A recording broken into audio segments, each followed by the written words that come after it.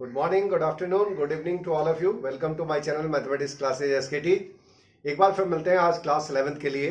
और class 11th के लिए जो हमने आज का चैप्टर रखा है उसका नाम है सेट्स, जो कि पहला चैप्टर है। और अभी तक हम लोगों ने इस पे काम नहीं किया था, तो आज हम लोग इस पे काम करते हैं, क्योंकि जो बहुत सारे लोगों के यूनिट टेस्ट या क्वार्टरली एग्जाम भी होने वाले हैं, तो उसमें ये जरूर आ रहा होगा। तो इस वजह से मैंने सोचा कि इस पर भी काम कर लिया जाए। तो ठीक है, अपना टाइम खराब ना करते हुए हम लोग स्टार्ट करते हैं कि सेट्स क्या है। और सेट्स को मैं पहले बता दूं कि इसको जो है वो इसका यूज बहुत ज्यादा है। ज्योमेट्री में यूज है, इसका अलजेब्रा में यूज है, और क्या नाम है, मैथमेटिक्स के अंदर तो है ही, केमिस्ट्री के अंदर यूज है, फिजिक्स के अंदर भी यूज है, इकोनॉमिक्स के अंदर भी यूज है। सेट्स बनाना अपने आप में ये बिल्कुल डिफरेंट चीज है, और इसको हिंदी में बोलते हैं समुच्चय। ठीक है, तो समुच्चय आपकी समझ में नहीं आएगा, आप सेट्स ही समझो। और यहां पर हम लोग बात करते हैं, तो सेट्स है क्या, पहले में हम लोग इस पे ज्यादा हिस्ट्री ना करते हुए हम लोग काम करते हैं।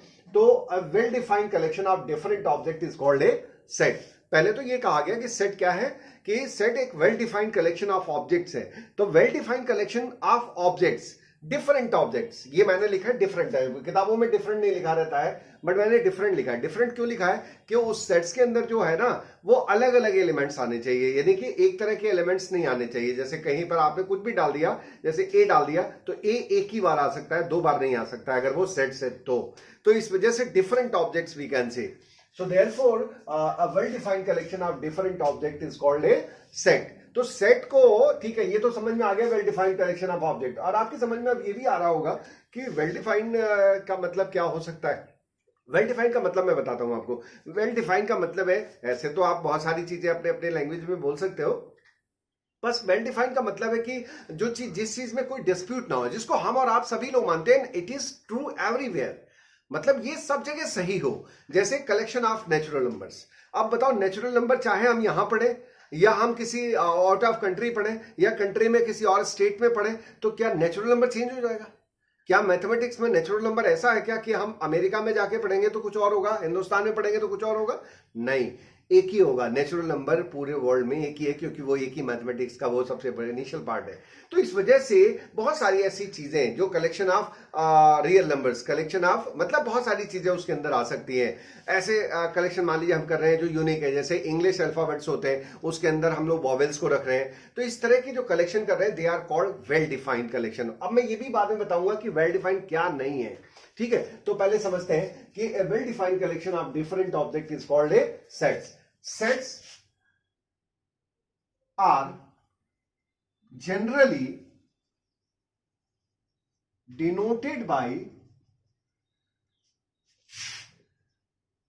capital letters of English alphabet। इसको जो हम लोग डिनोट करते हैं वो and the elements are kept between two curly braces। यहां पर ये मैंने कंप्लीट की डेफिनेशन को, कि a well defined collection of different object is called a set। Sets are generally denoted by the capital letters of English alphabet and the elements are kept between the two curly braces।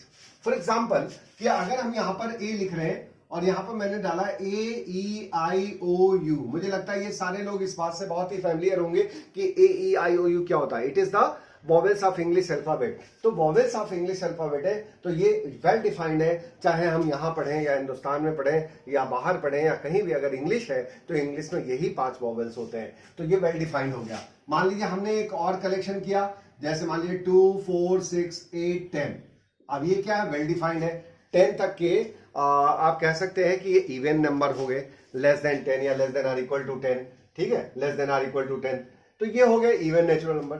अब यहां पर ऐसे ही आप बहुत सारे collection बना सकते हो, 1 2 3 4 5, ये नेचुरल नंबर्स हो गए। और नेचुरल नंबर्स आप चाहें तो वहां पे बाइंड भी कर सकते हैं, और ये इनफाइनाइट तक भी जा सकता है, तो नो प्रॉब्लम, यहां पर उससे कोई मतलब हमारा नहीं है। जैसे मान लीजिए हमने कोई ऐसा कलेक्शन किया, सपोज दैट कि हमने लिखा कि EX such that EX are the months of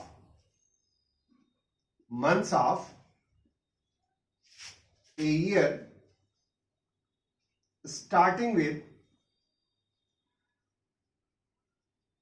letter J। अब आप ये बताओ J, तो अब J से स्टार्ट होने वाले ऐसे मंथ्स, आप किसी भी साल के जो मंथ्स होते हैं उनको अगर ऐसे मंथ्स का इक्वेशन नंबर नेम लिख रहा है जो J से स्टार्ट होते हैं, सभी को पता है कि जैसे जनवरी, जून, जुलाई, और भी कोई हो सकते हैं क्या? जनवरी, फरवरी, मार्च, अप्रैल, मई, जून, तो जून आ गया, जुलाई आ गया, अगस्त, सितंबर, अक्टूबर, नवंबर, दिसंबर। तो जे से स्टार्ट होने वाले ये 3 आ गए, ये वेल डिफाइंड है। ऐसा नहीं है कि इसको मैं ही कह रहा हूं, इसको आप भी जानते हो, और एवरीवेयर इट इज ट्रू। तो जब कोई चीज एवरीवेयर ट्रू हो जाती है, जिसमें कोई डिस्प्यूट नहीं होता, सारे लोग मानते हैं, उसी को हम लोग वेल डिफाइंड कहते हैं। जैसे अक्सर ये होता है कि लोग समझ नहीं पाते कि वेल डिफाइंड क्या है। अब मैं यहीं पर आपको बताना चाहूंगा लिटिल बिट डिफरेंस कि what are called not defined, well defined. तो यहां पर जैसे मान लीजिए मैंने एक सेट बनाने की कोशिश की, EX such that EX are good books of mathematics, good books of mathematics। अब ये मुझे बताओ कि अगर मैंने कहा कि बहुत सारी बुक्स आती है मैथमेटिक्स की, और बहुत सारी बुक अगर हैं, तो उनको अगर हम कह रहे हैं कि उनकी कलेक्शन किए जाए कि जो बहुत ज्यादा जो है अच्छी बुक्स हैं। अब अच्छी का क्या मतलब है? नो, हम किसी चीज को भी अच्छा मान सकते हैं और खराब मान सकते हैं। जैसे मेरे लिए कोई बुक अच्छी हो सकती है, आपके लिए वो बुक अच्छी नहीं होगी, किसी के लिए कोई बुक अच्छी होगी, दूसरे के लिए खराब होगी या अच्छी नहीं होगी। तो ये आप पहले तो जान लीजिए कि अगर इस तरह की घटना होती है कि जहां पे कोई एडजेक्टिव वर्ड लगा हो, ध्यान समझिएगा, एडजेक्टिव वर्ड लगा हो और एडजेक्टिव वर्ड अगर आ गया तो एडजेक्शन जो है, एडजेक्टिव वर्ड जो है वो उसको वो इस तरह का कलेक्शन बना देती है कि जो कि वेल डिफाइंड नहीं है। मैं बहुत सिंपल से एक एग्जांपल देता हूं। मान लो आप क्लास में हो और क्लास में आपने कोई बदमाशी कर दी। अब किसी बच्चे ने बदमाशी कर दी तो टीचर क्या करता है? उसको निकाल के बाहर कर देता है, चलो go to the stand outside the class. अब क्या हुआ? वो बाहर जा खड़ा हो गया। उसके दिमाग में उस दिन के लिए बहुत ही खराब इमेज बनी उस बच्चे की। मान लीजिए कि ऐसा उसने 2-4 बार भी किया और वो एक खराब स्टूडेंट रहा, लेकिन एट लास्ट में क्या हुआ कि वो बच्चे टॉप कर गया। अब उसने नंबर पाया, नंबर आ गया फर्स्ट। अब यहां पे जब फर्स्ट आया तो सारे लोग क्या बोलेंगे? अरे नहीं, वो थोड़ा था, बट वो क्या है कि अच्छा था, पढ़ने में बहुत अच्छा था। अभी क्या हुआ कि वहां पे वही चीज जो गुड पहले बैड थी वो गुड में कन्वर्ट होने लगी। तो बैड गुड होना ये बहुत ज्यादा देर के लिए नहीं होता। मैं एक खराब आदमी हूं, किसी व्यक्ति के लिए हो सकता हूं, लेकिन मैं एक अच्छा व्यक्ति हूं, वो किसी और के लिए भी हो सकता है। तो हम क्या है, वो सबकी डेफिनेशन बदलते रहती है। तो अच्छा होना, खराब होना, अगर इस तरह का कोई सेट बना रहे तो आप कभी भी उसे सेट की कैटेगरी में नहीं रख सकते। It is not well defined. क्योंकि मान लीजिए एनसीईआरटी, किसी ने कहा कि एनसीईआरटी बड़ी अच्छी बुक है, तो कोई बोलेगा एनसीईआरटी में बड़ा सिंपलेस्ट है और उससे ज्यादा कॉम्प्लेक्स के हमें आर डी शर्मा में जाना पड़ेगा। किसी ने कहा नहीं, आर डी शर्मा बहुत ज्यादा कॉम्प्लेक्स है, हमें आर एस अग्रवाल में आना पड़ेगा, या वटेवर। और अगर सारे के सारे बहुत मतलब कॉम्प्लेक्स है तो हमें मैथमेटिक्स क्लासेज एसकेटी में आना पड़ेगा। ये भी आप कह सकते हैं और ऐसा भी हो सकता है। तो इस वजह से, और मुझे भी बहुत सारे लोग कह सकते हैं कि नहीं नहीं, अरे बहुत अच्छा नहीं है, ऐसा नहीं पढ़ाते हैं, और उनसे भी अच्छे अच्छे लोग पढ़ाते हैं। तो मे भी सभी के डेफिनेशंस अलग अलग होते हैं। तो इसलिए आपको पहले तो ये जान लेना चाहिए कि जहां पर इस तरह से गुड, बैड या बेटर की बात की जाएगी तो वहां पर वो चीज, वो कलेक्शन कभी भी सेट नहीं बनाएगा। तो मुझे लगता है सेट्स के बारे में अब आपको कोई भी कंफ्यूजन नहीं रह गया होगा। और यहां पर देखिए, जो इसके अंदर रखे जाते हैं, they are called the elements. उसी को हम लोग कहते हैं एलिमेंट्स।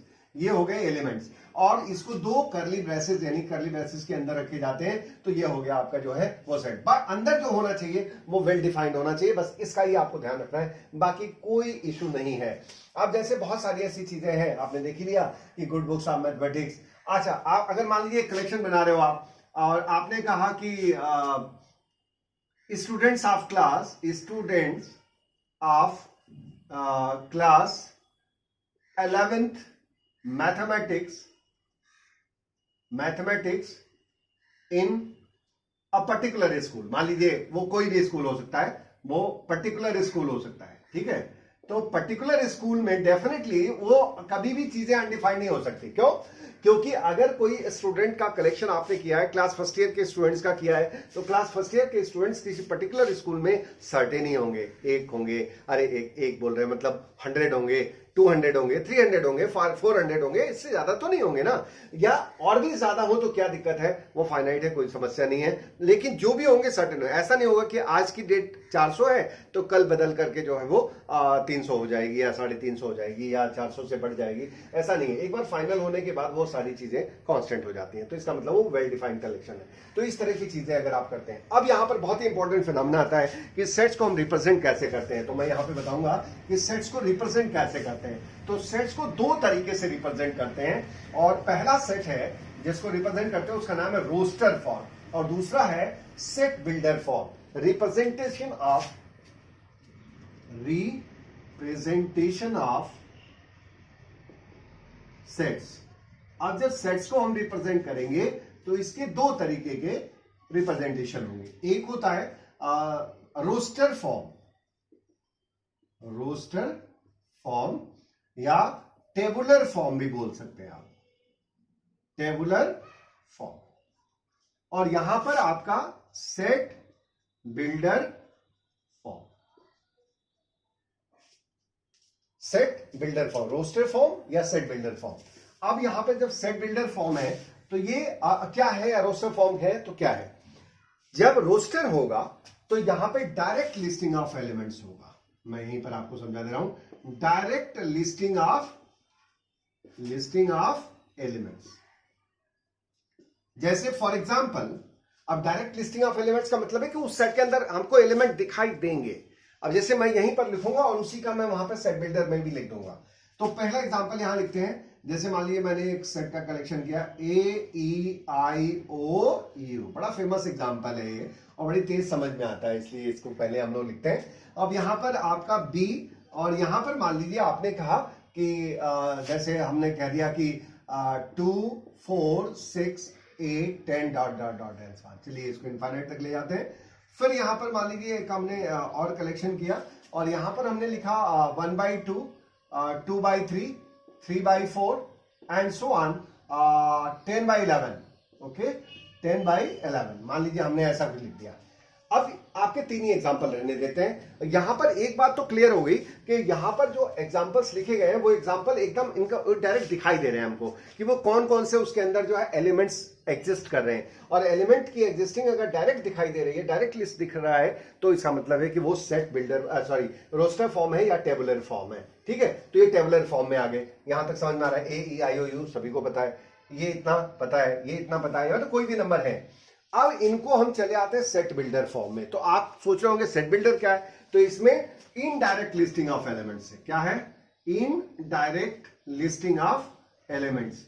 तो इनडायरेक्ट लिस्टिंग ऑफ एलिमेंट्स में यहां पर अब जैसे एलिमेंट्स को हम एज ए डेफिनेशन बात कर सकते हैं, यानी हम यहां पर अब डायरेक्ट एलिमेंट दिखाई नहीं देगा लेकिन है वो वही चीज। एक और मैं यहां पर एग्जांपल मेरे दिमाग में आ रहा है, और यहां पर मैंने मान लीजिए कि आपके लिए यहां पर 2 और 3 रख दिया। ओके, अब यहां पर मैं, अब ऐसा नहीं कि इसका पर्टिकुलर वही बन सकता है और भी बन सकते हैं, बट मैं कुछ बनाने की कोशिश करता हूं यहां पर। तो मैं यहां पर इसके लिए पहले वाले एग्जांपल के लिए लिख रहा हूं। अब यहां मैं कैसे लिखूंगा कि जैसे यही चीज होगी, लेकिन मैं यहां लिखूंगा EX such that EX are vowels of English alphabet। अब ये बताओ कि आपने कहा X such that X are the vowels of English alphabet। तो इंग्लिश अल्फाबेट के वॉवेल्स को अगर कोई यहां देखे दिखाई नहीं दे रहा है, लेकिन बात तो वही है ना। अगर कोई पूछेगा कि इंग्लिश अल्फाबेट के वॉवेल्स बताओ, तो आप बोलोगे ना AEIOU, तो ये डायरेक्ट लिस्टिंग हो गई और ये उसका डेफिनेशन फॉर्म हो गया। तो डेफिनेशन टाइप का हो गया, या आप एलेबोरेट उसको करेंगे तब उसका आंसर आएगा। तो that is the indirect listing of elements. Okay, तो बहुत अच्छी तरह आप समझ गए कि पहले वाले को आप कैसे रिप्रेजेंट कर सकते हैं। तो this type of representation is called the set builder form. अब सेकंड पे आ जाते हैं, 2 4 6 8 10। तो यहां पर आप क्या डाल सकते हो, EX such that EX are even natural numbers, even natural number आप कह सकते हो इसको, even natural numbers। ठीक है, अब इवन नेचुरल नंबर क्या होते हैं भाई, आप 2 से स्टार्ट होगा, 2 4 6 8 10 डॉट डॉट डॉट कहां तक चला जाएगा, इनफाइनाइट तक चला जाएगा। तो ये आपके इवन। अगर इसमें बाउंड्री होती तो हम यहाँ बाउंड्री भी लगा लेते, लेकिन बाउंड्री नहीं दिया हुआ है, वो इनफाइनाइट तक जा रहा है, तो जाने दीजिए, कोई दिक्कत नहीं है। अब यहाँ पर देखिए कुछ अजीब सा फ्रैक्शन लिखा हुआ है, आपकी समझ में नहीं आ रहा होगा कि अजीब सा फ्रैक्शन क्यों लिख दिया सर ने यहाँ पे। अब हम इसे कैसे साइडविंडर फॉर्म में लाएंगे, लेकिन बहुत आसान है, कहीं दिक्कत नहीं है। आप देखिए, अगर मैंने लिखा है यहाँ पे, आप इसके ट्रेंड को पहचानिए, 1/2, फिर 2/3, 3/4, डॉट डॉट डॉट 10/11, लगातार जा रहा है 1 से लेके 10 तक। तो ये कंफर्म हो गया कि यहां पर हम इसे कह सकते हैं x such that x is equal to n upon n plus 1, ठीक है, where n belongs to natural number and n is less than or equal to 10। अब देखिए मैंने कितना सही इसको डिफाइन किया। अब यहां पर क्या हुआ कि x such that x is equal to n upon n plus 1। अब आप अगर n belongs to natural number and n is less than or equal to 10, तो जब n की वैल्यू 10 या 10 से कम होगी तो व्हाट हैपेंड देयर। अब जैसे 1 से स्टार्ट करो, आप खुद यहां सोचो, तो यहां पे जब हम मान लो 1 रख रहे हैं पहले, तो हमने 1 रखा तो यहां 1 आएगा, तो 1 प्लस 1, तो यहां नीचे प्लस 1 है, यानी 1 ज्यादा होगा। तो अगर मैं जब 1 रखूंगा तो नीचे 2 हो जाएगा, ऊपर 2 रखूंगा तो नीचे 3 हो जाएगा, 3 ऊपर रखूंगा तो नीचे 4 हो जाएगा, एंड सो ऑन। अगर मैंने यहाँ पे 10 रखा तो ऑटोमेटिकली 11 हो जाएगा, और 10 ही तक हम जा सकते हैं, क्योंकि 10 तक ही हमें उसकी वैल्यू लेनी है। तो मुझे लगता है कि आप भी इस बात को बहुत अच्छी तरह समझ गए होंगे। अब यहाँ पर एक और आपका बचा हुआ है, उसको भी टेकअप करते हैं। तो यहाँ पर जैसे आपने कहा कि डी, अब यहाँ पर आपके 2 और 3 आ रहे हैं। 2 और 3 बहुत तरह से आ सकते हैं, लेकिन मैं यहाँ कह रहा हूं कि x सच दैट, या the solution of quadratic equation x square minus 5x plus 6 is equal to 0। अब आप बताओ कि अगर आप इसको अभी फैक्टराइज करो तो x square minus 5x plus 6 is equal to 0। सभी को पता है कि 6 को हम फैक्टराइज करेंगे 2 इंटू 3 हो जाएगा, और 2 और 3 को ऐड करेंगे, यहाँ ऐड करने से देखिए यहाँ पे -5 लाना है तो आराम से आ जाएगा। तो एक फैक्टर इसका हो जाएगा x माइनस 3, एक फैक्टर हो जाएगा x minus 2 is equal to 0। तो यहाँ पे 3 2 जा 6 और 3 और 2 5 -5। अब यहाँ पर एक कलेक्शन आ गया x इक्वल टू 3 और एक कलेक्शन आ गया x इक्वल टू 2। तो आपने देखिए अपने आंसर में यही लिखा है। तो यहां पर क्या होता है कि आंसर डायरेक्ट दिखता नहीं है, लेकिन उसका आंसर होता वही है। तो जो डायरेक्ट नहीं दिखता है उसी का फॉर्म, उसी का नाम है सेट बिल्डर फॉर्म। तो मुझे लगता है कि पूरी तरह से आप इस बात को समझ गए होंगे। तो मैं यहां पे इरेज करूंगा और यहां पर जो है आप इसे नोट कर लीजिए, और मैं करके फिर types of function, types of sets पे चलता हूं। ठीक है, तो ये रहे आपके दुनिया भर के सेट्स, ठीक है, जो आपके सामने दिख रहे हैं बोर्ड पर। लेकिन ये बहुत सारे दिख रहे हैं, लेकिन आप बिल्कुल भी घबराओ नहीं है, बहुत ही आसान है। और मैं एक बार में जब आपको बताना स्टार्ट करूंगा ना, तो आपको हर चीजें बहुत ही आसान सी हो जाएंगी और कहीं दिक्कत नहीं आएगी। तो चलिए स्टार्ट करते हैं। यहाँ पे पहला सेट है जिसका नाम है इम्प्टी सेट। इम्प्टी सेट का मतलब क्या हुआ? इम्प्टी सेट, इम्प्टी मतलब होता है खाली, तो इम्प्टी को हम नल भी बोल सकते हैं और इसी को हम लोग वाइड भी बोल सकते हैं। तो हम लोग इसके 2 नाम और भी लगा सकते हैं, और वो क्या हो गए? नल सेट या वाइड सेट। अब आप सोच रहे होंगे कि इसका मतलब क्या है? हैविंग, मैं थोड़ा शॉर्ट में ही डेफिनेशन लिखूंगा, आप चाहे तो साथ साथ लिख सकते हैं और लिखना भी चाहिए। तो मैं यहां शॉर्ट में ही लिखूंगा और आपको समझ में आ जाएगा, उसकी एग्जांपल में दे दूंगा। तो having no element in it, having no element in it, यानी हमने इसके अंदर कोई एलिमेंट रखा ही नहीं है या कोई एलिमेंट एग्जिस्ट ही नहीं किया। ऐसा भी हो सकता है। तो अगर कोई एलिमेंट एग्जिस्ट नहीं करता है, that is called the empty set, null set और void set, and it is denoted by, और इसी को हम लोग डिनोट कर सकते हैं, डिनोटेड बाय, ये आपका जो है वो डिनोटेड बाय, ये सिंपल करली ब्रैकेट हो जाएगा, और इसी को फाई भी बोलते हैं। फाई, जीरो लेकर के एक बार काट दोगे, दैट इज कॉल्ड फाई। तो इसका मतलब फाई का मतलब एम्प्टी। तो यहां पर आप ऐसे, हाँ, इसके अंदर कभी जीरो भी नहीं लिखना, अगर जीरो लिख दिया तो फिर वो एलिमेंट आ गया, क्योंकि जीरो डिफाइंड नंबर है। तो आपको इस बात का ध्यान रखना है। तो ये क्लियर हो गया कि having no element in it, यानी एक ऐसा set, the set having no element in it is called a empty set, and it is denoted by only the 2 curly braces in which no element in it and are denoted by phi। तो मुझे लगता है ये बात आपको। अब मैं एक एग्जांपल देता हूं, तो ऐसे एग्जांपल देता हूं जिसमें कि एक्चुअली में कोई एलिमेंट एग्जिस्ट नहीं करेगा। तो जैसे मैं यहाँ पे एक टेक्निकल एग्जांपल देता हूं, और यहां पर मैं लिखता हूं कि x such that x plus 2 या x square plus 2 is equal to 0, x belongs to real number. Okay, अब जरा इस एग्जाम्पल को टेक्निकली समझने की कोशिश कीजिए कि यहां पर मैंने लिखा x square plus 2 is equal to 0। अगर आप इसे सॉल्व करोगे तो x square plus 2 is equal to 0, this implies that x square is equal to -2। आपको पता है ये बात कि अगर किसी भी नंबर का स्क्वायर नेगेटिव आता है वो नंबर कभी भी रियल नंबर नहीं होता है। तो इसका मतलब है, और आपने कहा x belongs to real number, it means that ये सेट जो है वो 5 हो गया, यानी कि उसके अंदर कोई x एग्जिस्ट नहीं करेगा। जो बात हम चाहते हैं वो एग्जिस्ट ही नहीं कर रहा है। तो ये बात आपकी समझ में आ गई। एक और एग्जांपल मैं आपके लिए लेता हूं और आपको और अच्छा समझ में आएगा। एक मैंने कहा x is that x is the natural satellite of earth, natural satellite of earth, satellite of earth except moon, except moon। अब आप एक बात बताओ, सभी को पता है कि जो नेचुरल सैटेलाइट है वो मून होता है, और मैंने बोला मून के अलावा बताओ। तो जब मून के अलावा कुछ होता ही नहीं है तो आप कैसे बता दोगे? तो यहां पर ये भी क्या हो गया, एम्प्टी हो गया, यानी कि यहां पर भी इसमें कोई एलिमेंट एग्जिस्ट नहीं करेगा। तो मुझे लगता है कि यहां पर भी आप पूरी तरह से समझ गए होंगे कि what is called empty set. अब आ जाते हैं दूसरे सेट की तरफ अपने, और दूसरा सेट है सिंगलटन सेट। आप सोच रहे होंगे कि सर को ज्यादा स्पीड में है। ऐसा नहीं है, मैं स्पीड में नहीं हूं, क्योंकि this is the first chapter. हम लोग बहुत बाद में इसको कर रहे हैं। हाँ, हमने इसके पहले बहुत सारे चैप्टर्स, बहुत सारे लेक्चर्स कर दिए, ट्रिग्नोमेट्री में कर दिया है, रिलेशन एंड फंक्शंस में कर दिया है। तो अब आप सोच रहे होंगे कि तो सभी पहले चैप्टर है, और कोई भी आदमी कहां से शुरू करता है, फर्स्ट से, और हम लोग इसको डेफिनेटली कर चुके होंगे। तो आपको बेहतर समझ में आए इसलिए मैं थोड़ा फास्ट हूं, इसलिए आपको लेकिन समझ में आ रहा होगा। और ज्यादा फास्ट लगे तो वीडियो को जरा धीरे वाला कर देना, 0.75 पे कर देना, आराम से चलेगा, ठीक है। तो सिंगलटन सेट, ओके।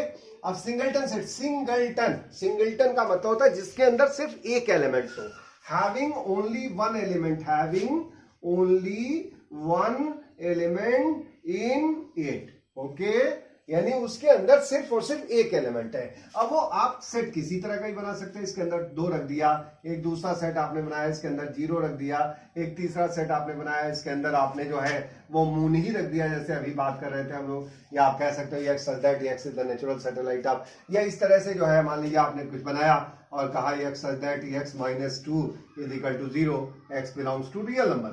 तो आप मुझे बताइए यहां पर ऐसा थोड़ी कि x की 2 वैल्यू आएगी, यहां पर x की सिर्फ और सिर्फ एक ही वैल्यू आएगी, that is x equal to 2, for which this equation had been satisfied.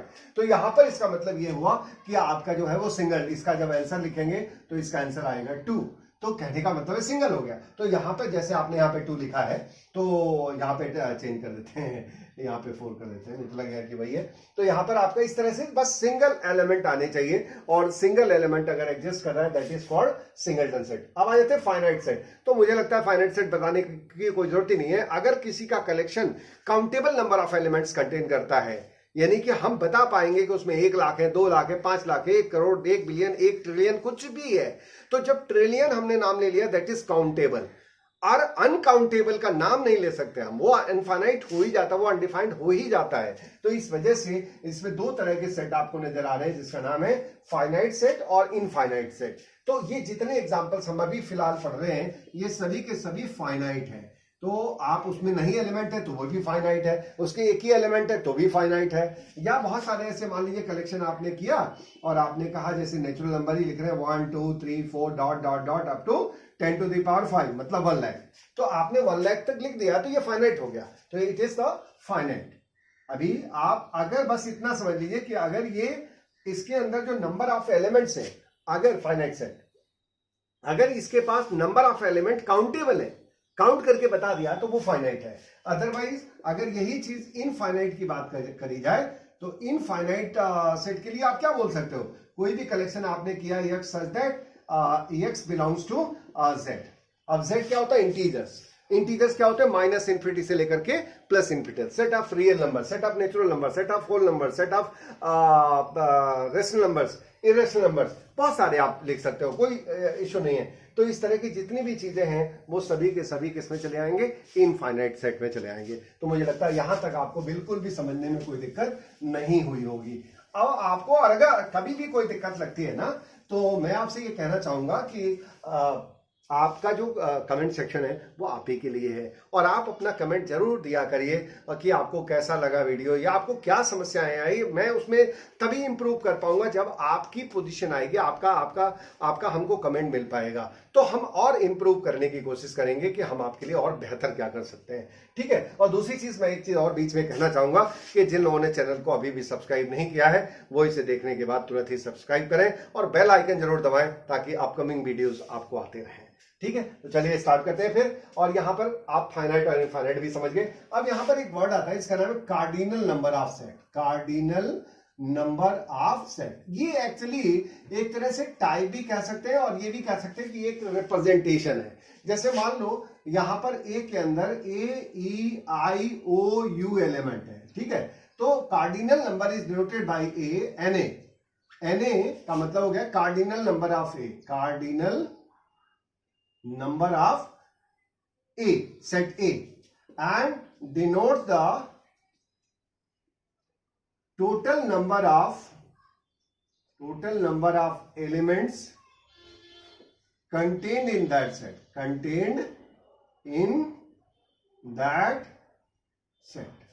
यानी कि that denotes the total number of elements contained in that set, यानी उस सेट के अंदर कंटेन करने वाले जो एलिमेंट्स हैं उनको ये नंबर बताता है, उनके नंबर्स को बताता है। अब जैसे मान लीजिए बी है, अब इसके अंदर सपोज दैट कि आपने यहां पे डाला कुछ भी इस तरह का डालिए, 2 4 6 8 10 है 12 ऐसे करके आपने डाल दिया। मान लीजिए 14 16 18 20, चलिए इतने डाल दिया आपने। तो अब यहां पर अगर NB फाइंड करेंगे तो NB विल बी 10, और 10 क्या होगा, ये वाला 10 नहीं है, नंबरिंग में 10 है। देखिए नंबर्स में 1 2 3 4 5 6 7 8 9 10, तो जितने नंबर ऑफ एलिमेंट्स कंटेन्ड होंगे वो यहां पर आपका इसके अंदर आ जाएगा। This is called the cardinal number of element. तो ये मुझे लगता है। और एक चीज और बता दूं, जैसे मान लो कोई आपने सेट लिखा C और C के अंदर 5 है, वो एक्चुअली 5 है, तो आपका NC कितना हो जाएगा, 0। उसका NC कितना हो जाएगा, 0। क्यों? क्योंकि NC जो होगा वो आपका जो है वो नंबर ऑफ एलिमेंट्स को बताएगा। C के अंदर जो एलिमेंट्स होंगे और वो 5 है, यानी कि उसके अंदर कोई भी एलिमेंट नहीं है, और जब कोई भी एलिमेंट नहीं है तो उसी को हम लोग यहाँ पर 0 देंगे, यानी कि वो नंबरिंग को बता रहा है, यानी 0 एलिमेंट्स है, उसके अंदर कोई एलिमेंट नहीं है। तो मुझे लगता है ये बात आपको समझ में आ गई होगी। कार्डिनल नंबर ऑफ सेट्स से क्लियर हो गया। अब यहाँ पे दो बड़े इंपॉर्टेंट सेट्स आते हैं जिनका नाम है equivalent set and equal sets. तो इनको समझते हैं और डेफिनेटली हम इसको उसके माध्यम से समझ लेंगे। और यहां पर हम लोग देखते हैं कि तो दो सेट्स हमें लेने पड़ेंगे। Suppose that let A and B are two non empty set. देखो ये लिखने का तरीका होता है कि जब भी हम कोई डेफिनेशन स्टार्ट करते हैं तो वहां पर उस डेफिनेशन में हम लोग जो है ना नॉन एम्प्टी सेट ही लेके चलते हैं। लेकिन ऐसा नहीं कि एम्प्टी नहीं हो सकता है, एम्प्टी भी हो सकता है, बट ये लिखने का तरीका, पहले हम एम्प्टी बना लेंगे तो हमारा वो जो समझना है वो नहीं समझ पाएंगे। तो let A and B with the two non empty sets, then A and B are said to be equivalent sets if they have the same number of elements, in it, यानी इनके कार्डिनल नंबर सेम होने चाहिए। कहने का मतलब ये हुआ कि यानी कि आपका जो है वो अगर आपने A ले लिया यहां पर AEIOU, ओके, और यहां पर आपने B ले लिया 1 3 5 7 9, ओके, तो दोनों में 5-5 एलिमेंट है, नो प्रॉब्लम। यहां पर आपका जो Na है वो 5 है और यहां पर NB जो है वो 5 है। अब यहां पर क्या आ जाएगा, this imply that Na is equal to NB। तो यहां पर जब कार्डिनल नंबर सेम हो जाता है then A and B are said to be equivalent, अब ये इसका मतलब है कि they are called equivalent sets. तो अब आपकी समझ में पूरी तरह से आ गया होगा, मुझे नहीं लगता कि बिल्कुल कोई प्रॉब्लम है। यानी दो सेट हम लेंगे, अगर उनके नंबर बराबर है, उनके अंदर नंबर ऑफ एलिमेंट्स बराबर है, तो आप कह सकते हो कि वो इक्विवेलेंट सेट कहे जा सकते हैं। और अगर इसी में एक क्लास और लगा दीजिए, जैसे ये 6 वाला था, और यहीं पर आपका जो है अब वो ये कह दें कि the two sets A and B are said to be equal sets if, अब इसमें पहली कंडीशन देखो यहां पे कि अगर वही चीज इक्विवेलेंट, तो समझ में आ गया कि उसके कार्डिनल नंबर बराबर होंगे तो वो इक्विवेलेंट हो जाएगा। इक्वल कब होगा? तो इक्वल में वो कंडीशन तो जो अप्लाइड है वो रहेगी, एक कंडीशन और बढ़ जाएगी। तो पहला कंडीशन मैं यहां लिख रहा हूं कि the cardinal number of this and this b, and second one कि उनके the elements of set a is same as in the set B. The elements of the set A is same as in the set B. Okay? यानी कि A के जो हैं वो वही element होंगे जो B में होंगे, या जो B के एलिमेंट है वही A में होंगे। तो जब एलिमेंट भी वही हो जाएंगे तो डेफिनेटली उनके नंबर ऑटोमेटिकली बराबर हो जाएंगे। और हम ये कह सकते हैं कि यहाँ पर ये, जैसे मैं यहाँ पर एक एग्जांपल ले रहा हूँ आपके लिए कि आप ये कह रहे हो कि यही चीज है, सारी बातें यही है। जैसे मान लीजिए मैंने एक सेट लिखा है, अभी मैंने एक एग्जांपल दिया था, मैं उसी एग्जांपल को टेकअप करता हूं ताकि आपको समझी हुई चीज और अच्छी समझ में आती है। तो यहां पर मान लीजिए कि ये आ गया, अब आप इसे सॉल्व करोगे x सच दैट, तो x बिलोंग्स टू, यहां पर मान लीजिए आपने रियल नंबर डाल दिया, तो अब यहां पर ठीक है, और यहां पर एक दूसरा हम ले रहे हैं b, और यहां पर इसमें लिख दे रहे हैं 2 और 3। अब आप मुझे बताओ कि जब आप इसे सॉल्व करोगे तो you will get the same. तो इसका मतलब कि अगर आप इसे सॉल्व करते हो यानी कि na और एन बी यहां पर क्या हो जाएगा, सेम हो गया, पहला कंडीशन। और दूसरा कंडीशन कि ए और बी आपस में बराबर भी हो गए, क्योंकि सेट ए के अंदर भी जो है वो 2 और 3 एलिमेंट आ रहे हैं, और यही चीज सेट बी भी है। तो इसका मतलब है कि इसके अंदर नंबर ऑफ एलिमेंट भी सेम है और एलिमेंट भी वही है, इसलिए आप कह सकते हो कि सेट ए और बी आपस में क्या है, वो इक्वल है। तो यहां पर ये आप कह सकते हो कि सेट ए और सेट बी आपस में इक्वल कहे जाएंगे। तो मुझे लगता है अब आप बात समझ गए होंगे। इक्विवेलेंसी के लिए केवल नंबरिंग की जरूरत है, नंबर दोनों के बराबर होने चाहिए, और अगर आप सेट बराबर दिखा रहे हो तो वहां पे नंबर ऑफ एलिमेंट भी सेम होने चाहिए और उसकी काउंटिंग भी सेम होनी चाहिए। तो मतलब नंबर ऑफ एलिमेंट भी सेम होना चाहिए और वो एलिमेंट भी वही होने चाहिए। तो यहाँ पर एक एग्जाम्पल मैं और लूंगा, मेरे दिमाग में आ रहा है, तो मैं यहाँ पर भी आपको इक्वल सेट्स के लिए बताता हूँ।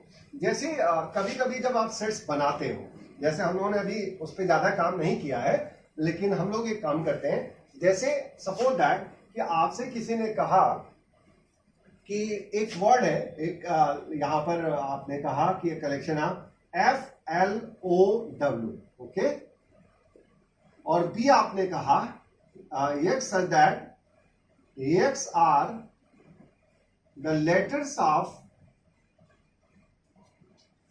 The word follow. अब एक बात बताओ, यहां पर मैंने ए में ऑलरेडी दे दिया कि इसके अंदर 4 एलिमेंट है FLOW, ओके, और यहां पर अगर देखा जाए तो एक वर्ड दिया मैंने आपको फॉलो मैंने होता है किसी चीज को के पीछे चलना या उसको फॉलो करना, अनुसरित करना, ठीक है। तो फॉलो, अब फॉलो के लेटर्स को लेकर के हमें एक कलेक्शन बनाना है, x are the collection of the letters of the word follow. तो अगर आप इस फॉलो के लेटर्स को करेंगे तो एफ आ जाएगा, क्योंकि किन किन लेटर से बना है, उसका मतलब ये हुआ, तो एफ आ जाएगा, ओ आ जाएगा, एल आ जाएगा। एल 2 बार है, but we can not write 2 times. आप डेफिनेशन में जाइए, मैंने लिखा था कि डिफरेंट ऑब्जेक्ट, इसीलिए मैंने लिखा था डिफरेंट ऑब्जेक्ट। तो एल और एल 2 बार नहीं आ सकता, ओ आ चुका है, नहीं आएगा, डब्ल्यू आ गया। आप बताओ कि ए और बी यहां पर क्या हो गए, इक्वल हो गए कि नहीं हो गए। तो ये भी एक तरह का एग्जाम्पल आपके सामने सेट हो गया। तो ये इक्वल हो गए क्योंकि इसमें नंबर ऑफ एलिमेंट भी सेम आ रहे हैं, एलिमेंट भी सेम आ रहे हैं और नंबर ऑफ एलिमेंट तो सेम है ही है, तो 4 दोनों में है। तो ये सेट क्या कहलाएगा, इक्वल सेट कहलाएगा। तो मुझे लगता है कि यहां तक आपको समझ में आ गया। एक चीज मैं जनरल पे बात करता हूं, जैसे हम लोग मैथमेटिक्स पढ़ रहे हैं, ठीक है, तो मैथमेटिक्स, अब मैंने कहा कि मैथमेटिक्स का जो मतलब वर्ड है, इसके लेटर्स को लेकर के आप एक कलेक्शन बनाइए, एक सेट बनाइए। तो मान लीजिए उस सेट का नाम मैंने एक्स रख दिया, जानबूझ के एक्स रखा है क्योंकि एक्स इसमें एग्जिस्ट नहीं कर रहा है, क्योंकि अगर मैं कोई ऐसा रखता बाहर तो आपको लगता दोनों मैच कर रहे हैं। तो एक्स मान लिया हमने। अब देखो इसमें कौन कौन से आएंगे, तो हमेशा डिफरेंट ऑब्जेक्ट्स लेने, तो M आ गया, A आ गया, T आ गया, H आ गया, E आ गया, I आ गया, C आ गया, S आ गया। ओके, आप देखो, आप सोच रहे होंगे M तो 2 बार आया सर, आपने एक ही बार लिखा। एक ही बार तो लिखना है, आपको बोला ना कि आपको एक ही बार लिखना है, क्योंकि डिफरेंट ऑब्जेक्ट्स होते हैं। यहाँ पर A आ चुका है, A 2 बार आया, बट एक ही बार लिखेंगे। T आया, H आया, E आया। अब A आ चुका है, T आ चुका है, तो हम नहीं लिखेंगे। फिर I C S नहीं आया था, वो आ गया। यानी मैथमेटिक्स कुल मिला के 1 2 3 4 5 6 7 और 8 लेटर्स इसमें यूज हुए हैं। बाकी रिपीटिंग मेंबर्स हैं, तो repeating members can not be repeated inside the set. Okay, तो यहां पर ये आ गया। जैसे मान लीजिए आपने लिखा इलाहाबाद, इलाहाबाद में यहां पे आपको लिख के दिखा दे रहा हूं। तो इलाहाबाद, अब इलाहाबाद आपने लिखा, इसका मान लीजिए आपने सेट मान लीजिए वाई कर दिया। अब यहां पर मान लीजिए आप बना रहे हैं, तो ये आ गया, एल आ गया, ए आ चुका है, एच आ गया, फिर बी आ गया और फिर डी आ गया। तो इलाहाबाद में देखिए, आपके इलाहाबाद में इतने सारे लेटर्स हैं, लेकिन ये सिर्फ 5 लेटर से मिलकर बने हैं। कौन कौन से? A l h b d, तो इलाहाबाद का आ गया। ऐसे करके आप, एक वर्ड आता है मिसिसिपी, मिसी, आपने इसका नाम जरूर सुना होगा, और ये इजिप्ट में बहने वाली एक रिवर का नाम है, और मिसिसिपी। तो अगर इसके लेटर्स को हम लेकर के बनाए कलेक्शन, मान लीजिए हम यहाँ कर रहे हैं, तो मान लीजिए ये सेट ए है, तो यहाँ पे देखो कौन कौन सा आएगा। एम आ गया, आई आ गया, एस आ गया और पी आ गया, इसके अलावा कोई नहीं आया। अब देखिए लेटर्स तो इसमें मुझे लगता है 11 होंगे क्या? 1 2 3 4 5 6 7 8 9 10 11, तो इसके अंदर 11 लेटर्स है। लेकिन उस 11 लेटर में ये सिर्फ 4 ही से मिलके बना है। इसमें एम है, आई है, एस और पी है, इसके अलावा कोई भी लेटर नहीं है। तो 4 ही लेटर से मिलके मिसिसिपी बन गया। तो हमें सिर्फ कलेक्शन बताता है, यहाँ पर इस तरह की चीजें आप कर सकते हो और रिप्रेजेंटेशन भी कर सकते हो। तो मुझे लगता है कि यहाँ पर आपका ये 2 चीजें कंप्लीट हो चुकी हैं, और यहाँ पर हम लोग फिर आगे देखते हैं। ठीक है, तो यहाँ पर ये सारी चीजें तो आप बहुत अच्छी तरह समझ गए। चूंकि वीडियो बहुत ज्यादा, लेक्चर बहुत ज्यादा लंबा ना हो, क्योंकि आप देखते देखते भी बोर होने लगते हैं, और ऐसे कमेंट भी आते हैं कि सर जैसे शॉर्ट वीडियोस टाइप के हों, 30 मिनट्स 35 मिनट से ज्यादा का ना हो, तो मैं इसका हमेशा ध्यान रखता हूं। तो मैं यहीं पर इसे क्लोज करता हूं, और नेक्स्ट वीडियो में मैं आपको ऑपरेशंस के लिए मिलता हूं, वेन डायग्राम्स के लिए मिलता हूं, और इसके एप्लीकेशंस के लिए मिलता हूं, और देन आफ्टर हम लोग थर्ड वीडियो में इसका जो है वो क्वेश्चंस को हम लोग पूरी तरह से कलेक्ट करेंगे। ठीक है, तो मैं यहीं पर एंड करता हूं। Best of luck.